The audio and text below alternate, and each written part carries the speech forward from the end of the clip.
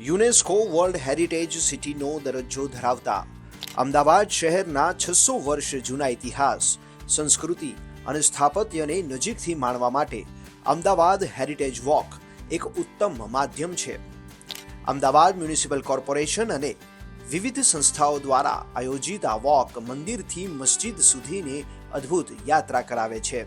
આ વોક સવારે 7 વાગ્યે કાલુપુર સ્વામિનારાયણ મંદિરથી શરૂ થાય છે અને અંદાજે 2.5 કલાકમાં 2 કિલોમીટરનું અંતર કાપીને જામા મસ્જિદ પાસે પૂર્ણ થાય છે. આ વોક દરમિયાન લગભગ 20 જેટલા ઐતિહાસિક સ્થળોનો સમાવેશ થાય છે.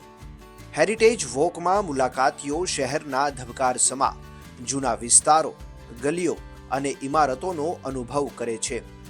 વોકનો મુખ્ય ભાગ અમદાવાદની જીવંત પૌળ સંસ્કૃતિ છે.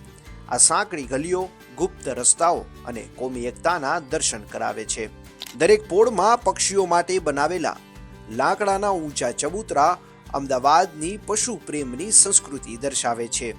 આ વોકમાં વિવિધ ધાર્મિક સ્થળોને પણ આવરી લેવામાં આવે છે, જેમાં કાળારામજી મંદિરનો પણ સમાવેશ થાય છે, જે લાક્ષણિક હવેલી શૈલીમાં બનાવેલું લગભગ 400 વર્ષ જૂનું મંદિર છે.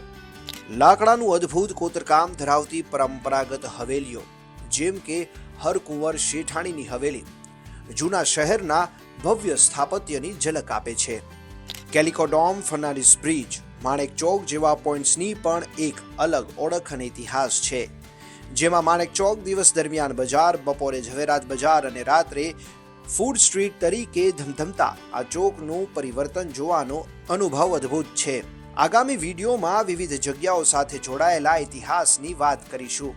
ત્યાં સુધી મુંબઈ સમાચાર સાથે બન્યા રહો.